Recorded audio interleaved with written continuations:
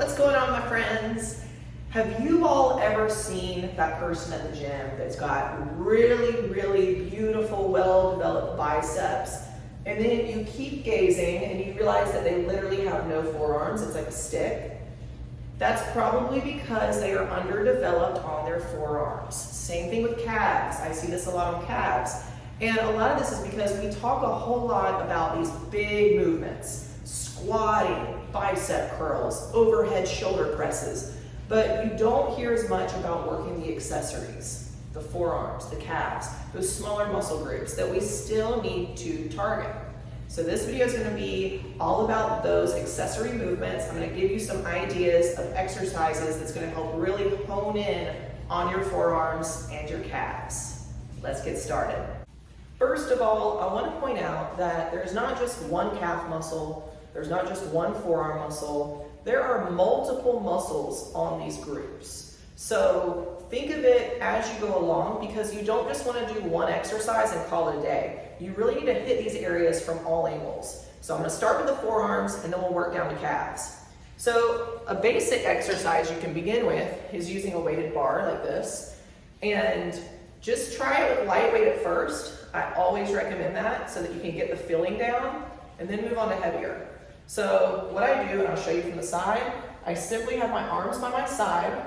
I'm going to keep my arms still. The only thing I'm moving is my wrist. I'm going to curl up, squeeze at the top, go back down into my fingertips, roll it up into the fingertips, and repeat.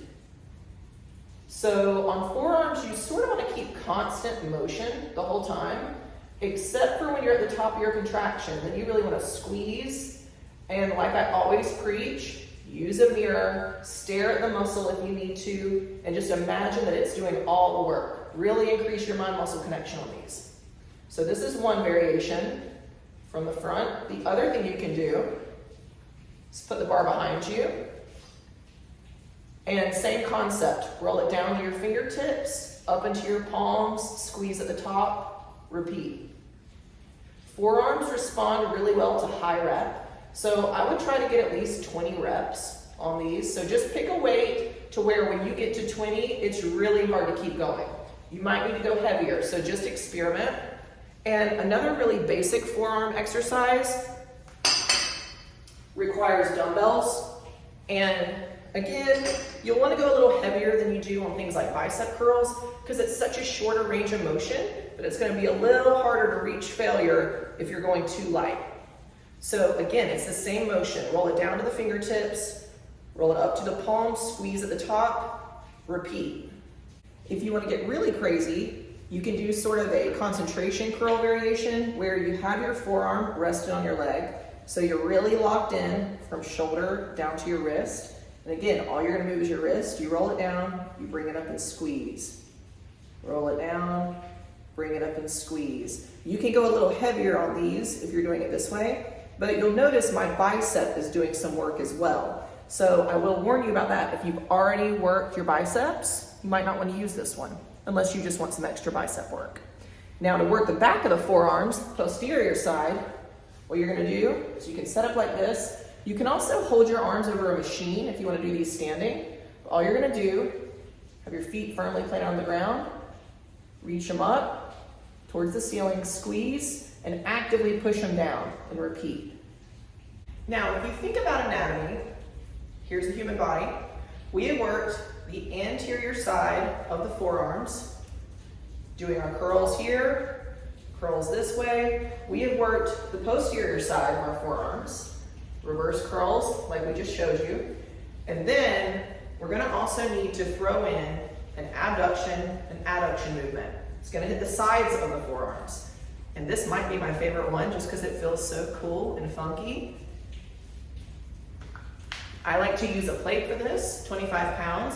If you want to do more power to you. But what I do is I bend my knees a little bit, and then I'll show you from the side first. You're going to have your thumbs on top, grip it on the sides. Again, bend your knees a little bit. You're going to stay locked in, and all you're going to do is move your wrist, actively pushing your hand forward and bringing it back for as long as you can. That is going to really target the sides. And then You want to switch it up more? You're going to go overhead. Do the same motion. I'll bend a little more so you can see me. Don't worry, you don't have to bend your knees this much. I'm just doing it for the video. But here you go. You're going to actively push them forward, pull them back. That should start burning after a while. Now, a cool trick to doing those is instead of thinking of doing a certain number, you might want to set a time and say, okay, this time I'm going to go for 1 minute. The next time you go to the gym, maybe you go for 1:30. Just keep trying to increase it a little bit to continue for maximal growth. And finally, 2 ways to do your grand finale for forearms. First way, dead hangs. Find a bar. You don't have to find one this tall, but just find a pull-up bar. And you just hang. You just hang out. That's all you do. Again, put this at the end of your workout, your forearm workout. You might want to time this just like you did the last one. Try to go for 2 minutes. Heck, try to go for 3 minutes if you want to, but do try to increase it each time. Also, this is really good for lengthening your spine. So if you tend to experience lower back problems or a little discomfort, this is a great way to help stretch those vertebrae out a little bit. The other option you can do, if you don't want to do dead hangs for your grand finale, is you can do farmer's walks. That's where you grab heavy weights and you walk around for a certain number of times. This might be a 2-minute interval you're doing, or it could just be a certain amount of laps around your gym. But you literally just hold the dumbbells and walk around.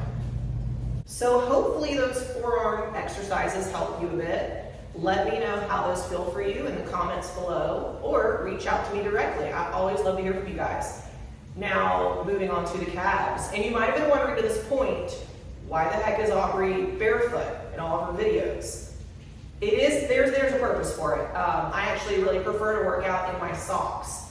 I try not to drop dumbbells on my feet. I don't recommend everyone do it, but I find that I can ground a lot easier. I can also hone in on my mind-muscle connection, especially on leg days, and especially for calves. I can target specific areas of the soleus in a way that I just can't when I got shoes on. A lot of times it's because of the shape of the sole of the foot. Especially with running shoes, those are not ideal for lifting for leg day. So if you do wear tennis shoes when you work legs, I highly suggest you find shoes with a flat bottom. That's going to be your best bet. So let's talk about calves. Depending on who you are, what your genetics are, you're going to have varying degrees of your shape in your calves. So you can think about the main muscle in your calf is your soleus. Some people have a thicker soleus down here at the inferior region.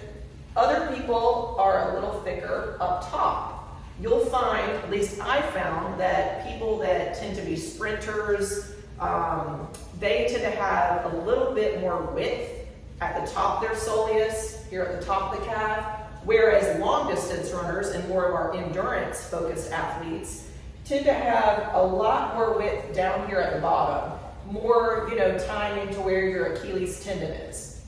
So for me personally, that's me. I tend to have a lot more thickness at the lower portion of my calves. So what I do is I stick to standing calf raises. Anything where my legs are extended as opposed to bent knees helps me target the superior portion of my calves a little better. So I'm gonna go over a few different calf exercises with you. And take what you want, leave the rest, but do keep in mind what you need for your calf development, because you might have super powerful calves, and if you do, and they tend to take over on exercises and you're trying to grow your quads because your calves are so big, maybe this won't be relevant to you. But if you really need to develop them, listen up, I'm gonna give you some ideas. So let's start basic, and then we'll get nerdier and nerdier as we go. This first movement I'm going to show you can pretty much be done from anywhere, and that is just a standing calf raise from the floor. So this is where we're just going to stand, hips squared, come up onto our toes, go back down, repeat. So on all my calf variations, no matter which exercise I'm choosing to do, I don't think about raising my heel to the ceiling. I think about pushing my heel to the wall in front of me. So instead of thinking of coming straight up, I think about bringing them all the way forward. That gives me a little extra intensity on my contractions. So if you use that mental cue, that might help you. If you want to add difficulty to this simple exercise, you can do them single leg, where you find maybe just a wall to stabilize yourself on, but do try not to pull up with your hand. You want most of the work, well really all of the work, to be in your calf. So only use this hand for stability when you're about to fall over. The other way you can add some difficulty to it is if you hold dumbbells or a barbell and repeat the same motion. So you can do this from your home, you can pretty much do this from anywhere. Now, if you use stairs, you can take it up a notch. So again, no matter what calf raise variation you're using, think about pushing your heels to the wall in front of you. Now pay close attention to my range of motion on these. What I'm going to do is start off full extensions. So this is going to incorporate that lower portion near the Achilles tendon that I was talking about, because you're giving that full range of motion where you're sinking deep into your heels, coming all the way up on your toes, thinking of pushing that heel to the wall in front of you. This is not something that you can do from the floor alone. You have to be elevated, so you have to find something that you can put the balls of your feet on. Now, once you pretty much feel like you hit failure doing these, you can try to knock out some partial reps. These really target the top of the calves, for me. So this is where you stop once your heels are in line with your toes. You don't sink all the way down, you stop here. What you can also do is do a set of full range of motion like this to failure, and then do a set where you only come down halfway, and that's gonna hit them a little different. You can also switch to single leg and do the same thing. You can do full range of motion, or you can stop and go part way up. In order to continue progressing on these, you might have to throw a little weight on at some point. So again, it's just the exact same motion, just holding a weight. So really try to allow your calves to do the work, and don't put weight on your arm that's stabilizing you on the wall, if you can help it. So really focus on that. Now, remember what I was saying. Think about the portion of your calf that you need to grow more. So if you're focusing on trying to get a little more width towards the lower portion of your calf, performing seated calf raises will be beneficial for you. You use the exact same motion with the calf, thinking about pushing the heel to the wall in front of you, as you did on all those standing calf raises I just showed you. The only difference is you're sitting and you're locked into a machine. I will show you in just a minute how to do the same movement as seated calf raises using dumbbells. But for now, I just want to let you guys know, using a leg press is also an option. What you'll do is you will have the balls of your feet on the very bottom of the plate. It's a very simple motion, and this is all you're doing. So you're repeating that same feeling of pushing your heels in front of you on the leg press, and just try to keep your legs locked in. As promised, seated calf raises at home. What you'll need is some heavy dumbbells or something heavy to put right here out on your knees. You don't want to have the dumbbells here because that's not going to work your calves as much. You want to push them out so the weight is on top of your calves. And then elevate your feet somehow. You can use a step, or if you have some blocks like this, you can use them. But just think about not pulling up the weight at all with your hands. You just use the weight you just use your hands to stabilize the weight. So sometimes if I open my hands a little bit, I'm able to remember that. And then you want to keep from rocking too much. You don't really want to get to where you're doing this. Stay locked in and just let your feet move. Think about only moving your feet. Now we're going to move on to our final exercise of the session. This is going to help us work the calves in a flexion point as opposed to an extension point. So if you think about it, this is your leg, this is your foot. Everything we've done to this point has been all about extension. It's been about coming up on our toes. But now we're gonna work on that flexion point. We're gonna work on working the front of our calves. So I'm just gonna tilt you a little bit here. I'm gonna show you the magic. You can do this at the gym if you have a machine for it. Usually they're a seated machine, and it's the same motion as this, where you're extending and then you're bringing your foot up as far as you can to flex. So if you scoot back a little bit with your band, it's gonna make it harder because you're gonna have a lot more tension. It looks like my knee is moving up and down, but really it's barely moving at all. And then if you need it to be a little easier, scoot closer, loosen up the tension a little bit. I also like to position my other leg a little underneath this, not directly where the knee is, but right above, just to release it so that my leg is not locked out. You really never want your knees to be locked out. So again, give it more tension. There you are, and do that on each leg. I really hope these exercises helped you all. Please leave a comment if it did. Reach out to me if you need help with anything else, and have fun.